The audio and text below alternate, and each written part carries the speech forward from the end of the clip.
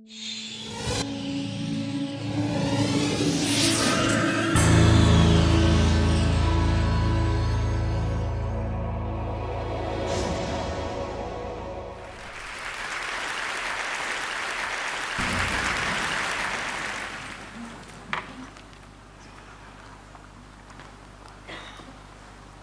I'm going to take you around the world in 18 minutes.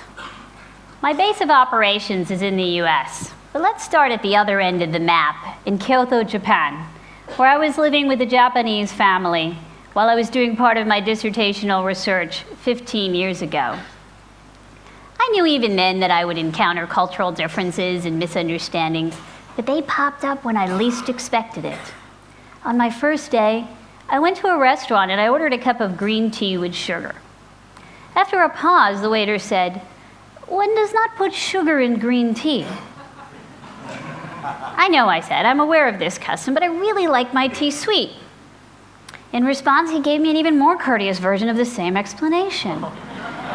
"One does not put sugar in green tea."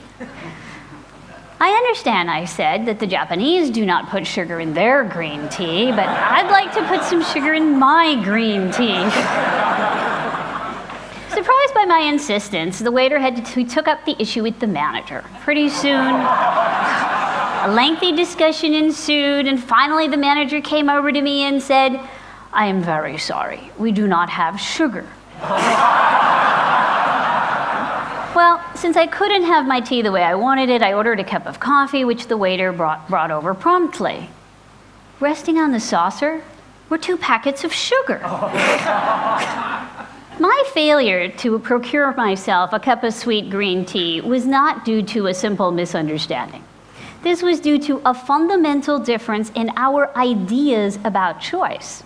From my American perspective, when a paying customer makes a reasonable request based on her preferences, she has every right to have that request met. The American way, to quote Burger King, is to have it your way, because as Starbucks says, happiness is in your choices. But from the Japanese perspective, it's their duty to protect those who don't know any better. In this case, the ignorant gaijin for making the wrong choice. Let's face it, the way I wanted my tea was inappropriate according to cultural standards, and they were doing their best to help me save face. Americans tend to believe that they've reached some sort of pinnacle in the way they practice choice. They think that choice is seen through the American lens best fulfills an innate and universal desire for choice in all humans. Unfortunately, these beliefs are based on assumptions that don't always hold true. In many countries, in many cultures, at times they don't even hold true at America's own borders. I'd like to discuss some of these assumptions and the problems associated with them. As I do so, I hope you'll start thinking about some of your own assumptions and how they were shaped by your backgrounds. First assumption: if a choice affects you, then you should be the one to make it. This is the only way to ensure that your preferences and interests will be most fully accounted for. It is essential for success. In America, the primary locus of choice is the individual. People must choose for themselves, sometimes sticking to their guns regardless of what other people want or recommend. It's called being true to yourself. But do all individuals benefit from taking such an approach to choice? Mark Lipper and I did a series of studies in which we sought the answer to this very question. In one study, which we ran in Japantown, San Francisco, we brought 7 to 9-year-old Anglo and Asian American children into the laboratory, and we divided them up into 3 groups. The first group came in, and they were greeted by Miss Smith, who showed them 6 big piles of anagram puzzles. The kids got to choose which pile of anagrams they would like to do, and they even got to choose which marker they would write their answers with. When the second group of children came in, they were brought to the same room, shown the same anagrams, but this time Miss Smith told them which anagrams to do and which markers to write their answers with. Now, when the third group came in, they were told that their anagrams and their markers had been chosen by their mothers. In reality, the kids who were told what to do, whether by Miss Smith or their mothers, were actually given the very same activity which their counterparts in the first group had freely chosen. With this procedure, we were able to ensure that the kids across the three groups all did the same activity, making it easier for us to compare performance. Such small differences in the way we administered the activity yielded striking differences in how well they performed. Anglo-Americans, they did 2.5 times more anagrams when they got to choose them, as compared to when it was chosen for them by Miss Smith or their mothers. It didn't matter who did the choosing. If the task was dictated by another, their performance suffered. In fact, some of the kids were visibly embarrassed when they were told that their mothers had been consulted. One girl named Mary said, "You asked my mother?" In contrast, Asian American children performed best when they believed their mothers had made the choice. Second best when they chose for themselves, and least well when it had been chosen by Miss Smith. A girl named Natsumi even approached Miss Smith as she was leaving the room and tugged on her skirt and asked, "Could you please tell my mommy I did it just like she said?" The first generation children were strongly influenced by their immigrant parents' approach to choice. For them, choice was not just a way of defining and asserting their individuality, but a way to create community and harmony by deferring to the choices of people whom they trusted and respected. If they had a concept of being true to oneself, then that self most likely composed not of an individual, but of a collective. Success was just as much about pleasing key figures as it was about satisfying one's own preferences. Or you could say that the individual's preferences were shaped by the preferences of specific others. The assumption then that we do best when the individual self chooses only holds when that self is clearly divided from others. When in contrast, two or more individuals see their choices and their outcomes as intimately connected, then they may amplify one another's success by turning choosing into a collective act. To insist that they choose independently might actually compromise both their performance and their relationships. Yet that is exactly what the American paradigm demands. It leaves little room for interdependence or an acknowledgement of individual fallibility. It requires that everyone treat choice as a private and self-defining act. People that have grown up in such a paradigm might find it motivating, but it is a mistake to assume that everyone thrives under the pressure of choosing alone. The second assumption which informs the American view of choice goes something like this. The more choices you have, the more likely you are to make the best choice. So bring it on, Walmart with 100,000 different products, and Amazon with 27 million bucks, and Match.com with, 15 million date possibilities now? You will surely find the perfect match. Let's test this assumption by heading over to Eastern Europe. Here I interviewed people who were residents of formerly communist countries who had all faced the challenge of transitioning to a more democratic and capitalistic society. One of the most interesting revelations came not from an answer to a question, but from a simple gesture of hospitality.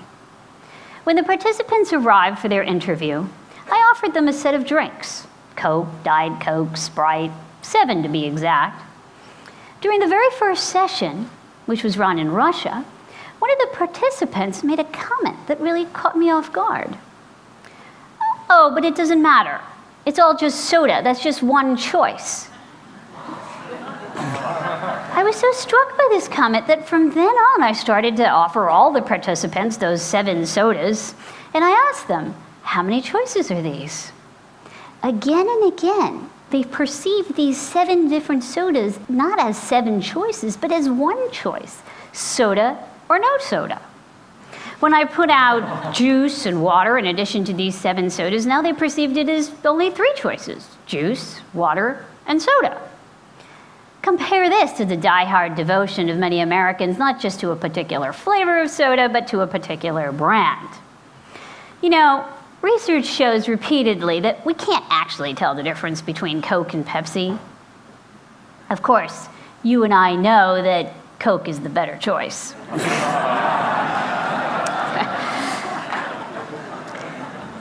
For modern Americans who are exposed to more options and more ads associated with options than anyone else in the world, choice is just as much about who they are as it is about what the product is. Combine this with the assumption that more choices are always better, and you have a group of people for whom every little difference matters, and so every choice matters. But for Eastern Europeans, the sudden availability of all these consumer products on the marketplace was a deluge. They were flooded with choice before they could protest that they didn't know how to swim. When asked, what words and images do you associate with choice? Gregors from Warsaw said, for me it is fear. There are some dilemmas, you see. I am used to no choice. Bodin from Kiev said, in response to how he felt about the new consumer marketplace, it is too much. We do not need everything that is there. A sociologist from the Warsaw Survey Agency explained, the older generation jumped from nothing to choice all around them. They were never given a chance to learn how to react. And Tomas, a young Polish man, said, I do not need 20 kinds of chewing gum. I don't mean to say that I want no choice, but many of these choices are quite artificial. In reality, many choices are between things that are not that much different. The value of choice depends on our ability to perceive differences between the options. Americans train their whole lives to play spot the difference. They practice this from such an early age that they've come to believe that everyone must be born with this ability. In fact, though all humans share a basic need and desire for choice, we don't all see choice in the same places or to the same extent. When someone can't see how one choice is unlike another, or when there are too many choices to compare and contrast, the process of choosing can be confusing and frustrating. Instead of making better choices, we become overwhelmed by choice, sometimes even afraid of it. Choice no longer offers opportunities, but imposes constraints. It's not a marker of liberation, but of suffocation by meaningless minutiae. In other words, choice can develop into the very opposite of everything it represents in America when it is thrust upon those who are insufficiently prepared for it. But it is not only other people in other places that are feeling the pressure of ever-increasing choice. Americans themselves are discovering that unlimited choice seems more attractive in theory than in practice. We all have physical, mental, and emotional limitations that make it impossible for us to process every single choice we encounter, even in the grocery store, let alone over the course of our entire lives. A number of my studies have shown that when you give people 10 or more options when they're making a choice, they make poorer decisions, whether it be healthcare, investment, other critical areas. Yet still, many of us believe that we should make all our own choices and seek out even more of them. This brings me to the third and perhaps most problematic assumption. You must never say no to choice. To examine this, let's go back to the US and then hop across the pond to France. Right outside Chicago, a young couple, Susan and Daniel Mitchell, were about to have their first baby. They'd already picked out a name for her, Barbara, after her grandmother. One night when Susan was 7 months pregnant, she started to experience contractions and was rushed to the emergency room. The baby was delivered through a C-section, but Barbara suffered cerebral anoxia, a loss of oxygen to the brain. Unable to breathe on her own, she was put on a ventilator. 2 days later, the doctors gave the Mitchells a choice. They could either remove Barbara off the life support, in which case she would die within a matter of hours, or They could keep her on life support, in which case she might still die within a matter of days. If she survived, she would remain in a permanent vegetative state, never able to walk, talk, or interact with others. What do? What do any parent do? In a study I conducted with Simona Botti and Cristina Orfali, American and French parents were interviewed. They had all suffered the same tragedy. In all cases, the life support was removed and the infants had died. But there was a big difference. In France, the doctors decided whether and when the life support would be removed, while in the United States, the final decision rested with the parents. We wondered, does this have an effect on how the parents cope with the loss of their loved one? We found that it did. Even up to a year later, American parents were more likely to express negative emotions as compared to their French counterparts. French parents were more likely to say things like, "Noah was here for so little time, but he taught us so much. He gave us a new perspective on life." American parents were more likely to say things like, "What if? What if?" Another parent complained, "I feel as if they purposely tortured me. How did they get me to do that?" And another parent said, "I feel as if I've played a role in an execution." But when the American parents were asked if they would rather have had the doctors make the decision, they all said no. They could not imagine turning that choice over to another, even though having made that choice made them feel trapped, guilty, angry. In a number of cases, they were even clinically depressed. These parents could not contemplate giving up the choice because to do so would have gone contrary to everything they had been taught and everything they had come to believe about the power and purpose of choice. In her essay, The White Album, Joan Didion writes, "We tell ourselves stories in order to live. We interpret what we see, select the most workable of the multiple choices. We live entirely by the imposition of a narrative line upon disparate images, by the idea with which we learn to freeze, the shifting phantasmagoria, which is our actual experience. The story Americans tell, the story upon which the American dream depends, is the story of limitless choice.